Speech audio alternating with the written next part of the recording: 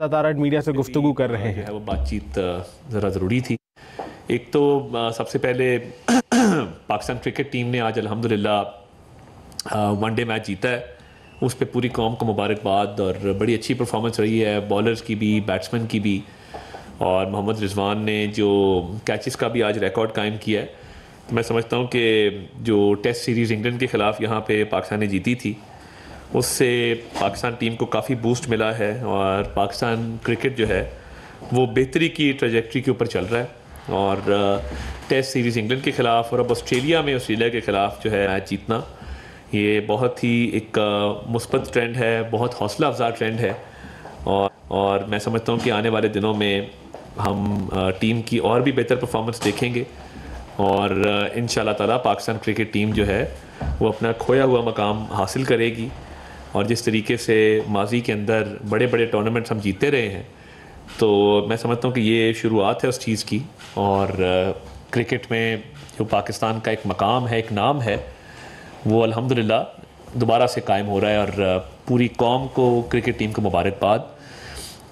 आगे चलते हुए मैं आपको आगाह करना चाहता हूँ कि प्राइम मिनिस्टर साहब परसों इंशाल्लाह सऊदी अरब रवाना होंगे और अरब इस्लामिक समिट हो रही है रियाद सऊदी अरब के अंदर, फ़लस्तीन के मामले के ऊपर और गज़ा में जो मज़ालिम ढाए जा रहे हैं उसके ऊपर। तो अरब ममालिक के और मुस्लिम ममालिक के जो सरबराह हैं वो सारे रियाद के अंदर आएंगे और ये आलम इस्लाम के जितने ममालिक हैं वो इकट्ठे हो रहे हैं ताकि यक ज़बान हो के गज़ा और फ़लस्तीन के मामले पर हिकमत अमली भी बनाई जाए और इत्तेहाद व इत्तफ़ाक़ का भी मुज़ाहरा किया जाए और इस हवाले से कोई हल भी जो है वो निकालने के लिए सर तोड़ कोशिश की जाए। तो वज़ीर आज़म साहब रवाना होंगे, उनके साथ डेलीगेशन उनका जाएगा। और वज़ीर आज़म ने हर मौके पे कोशिश की है कि गज़ा और फ़लस्तीन का मामला, उन्होंने चाहे वो वर्ल्ड इकनॉमिक फ़ोरम का प्लेटफॉर्म हो, अक़वाम मुत्तहिदा की जनरल असम्बली में, मैं समझता हूँ कि एक बड़ी मौसर तकरीर जो सबसे ज़्यादा देखी गई आलमी रहनुमाओं में, और गज़ा के प्लेटफॉर्म हो, अक़वाम मुत्तहिदा की जनरल असम्बली में, मैं समझता हूँ कि एक बड़ी मौसर तकरीर जो सबसे ज़्यादा देखी गई आलमी रहनुमाओं में, और गज़ा के मामले को उठाया। और अभी भी देखिए कि फ़लस्तीन के मेडिकल स्टूडेंट्स पाकिस्तान में तालीम हासिल कर रहे हैं और वज़ीर आज़म ने इमदादी सामान के हवाले से बड़ी काविश की है कि इमदादी सामान जो है वो फ़लस्तीन भिजवाया जाए, और वो गज़ा जा रहा है, एयरलिफ्ट भी किया जा रहा है, रोड के रूट के थ्रू भी जा रहा है। और हुकूमत पाकिस्तान वज़ीर आज़म की हिदायत पर भरपूर इस पर जो है वो तवज्जो मरकूज़ किए हुए है कि इमदादी सामान भी भिजवाया जाए। उनके मेडिकल स्टूडेंट्स को पाकिस्तान में जो है वो 200 से ऊपर स्टूडेंट्स आ चुके हैं मेडिकल कॉलेजेस में, वो अपनी तालीम हासिल कर रहे हैं। वज़ीर आज़म ने उनसे मुलाकात भी की। तो गज़ा और फ़लस्तीन का मामला जैसे मौसर तरीके से उठाया गया है, ये हमारा फ़र्ज़ है और वज़ीर आज़म इसको उठाते रहेंगे और अरब इस्लामिक समिट में वो शरीक होंगे। और वहाँ से मैं समझता हूँ कि क्लाइमेट चेंज पाकिस्तान का एक बहुत बड़ा इशू है। जो कॉप आ रही है आज़रबाईजान के अंदर, आज़रबाईजान ने जिस तरह $2 अरब की इन्वेस्टमेंट का पाकिस्तान में ऐलान किया, और ऐसा मुल्क है कि जहाँ पे पाकिस्तान के झंडे आपको सड़कों पे लगे नज़र आते हैं हमारे यौम आज़ादी के करीब करीब, और वहाँ की आवाम से आप इंटरेक्ट करें तो वो पाकिस्तान के बारे में बड़े अच्छे तासुरात रखते हैं।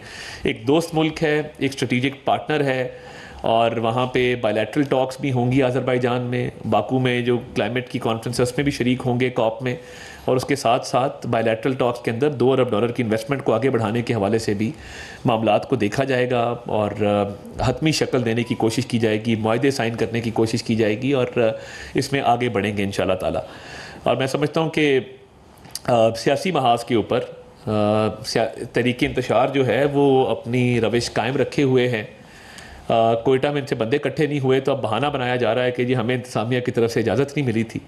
अगर आपको इंतज़ामिया की तरफ से इजाज़त नहीं मिली थी तो पहले भी नहीं मिलती रही, आप जलसे करते रहे हैं। तो कोयटा में इनको डर था कि ये लोग इकट्ठे नहीं कर सकेंगे और बिल्कुल नाकाम होगा जलसा।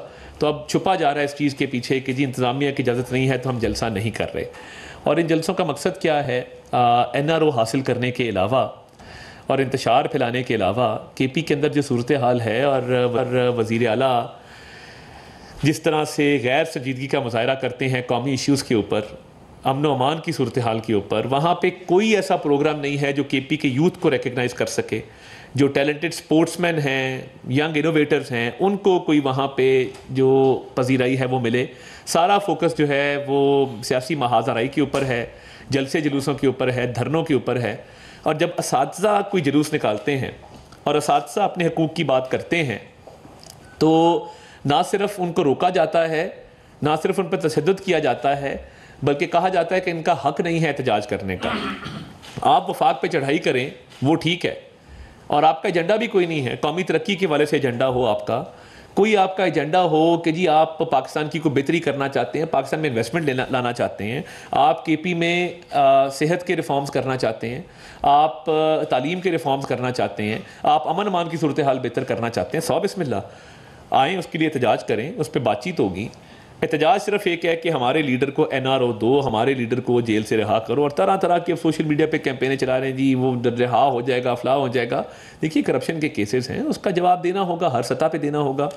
केपी के असातिज़ा के साथ मैं समझता हूँ कि उनकी बात सुनी जानी चाहिए, उनके मुतालबात मंजूर किए जाने चाहिए।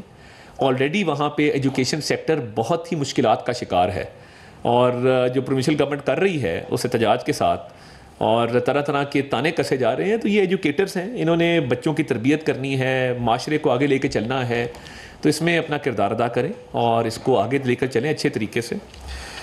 इसके अलावा आज मैं समझता हूँ कि एक और भी खुशखबरी है कि मुत्तहिदा अरब इमारात का एक वफ़द आज वज़ीर-ए-आज़म से मुलाकात कर रहा है, और इंशाअल्लाह ताला कोशिश होगी कि इस पर भी आज एक दस्तखत होंगे एक MOU के ऊपर, और जैसे ही वो होता है उसकी तफसीलात से आपको आगाह करेंगे।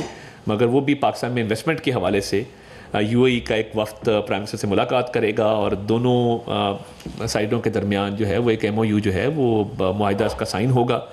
और मैं समझता हूँ कि जितनी इन्वेस्टमेंट आ रही है पाकिस्तान में, सऊदी अरेबिया से, अज़रबैजान से, कतर से, कतर ने जिस तरह इस दफ़ा $3 अरब का जो है वो ऐलान किया, मुत्तहिदा अरब इमारात से, तो ये बहुत हौसला अफजा है। और अभी जो हमारी रेमिटेंसेस, वर्कर्स रेमिटेंसेस जो तरसीलात बाहर से आई हैं, अक्टूबर के महीने में $3 अरब की सिर्फ तरसीलात आई हैं।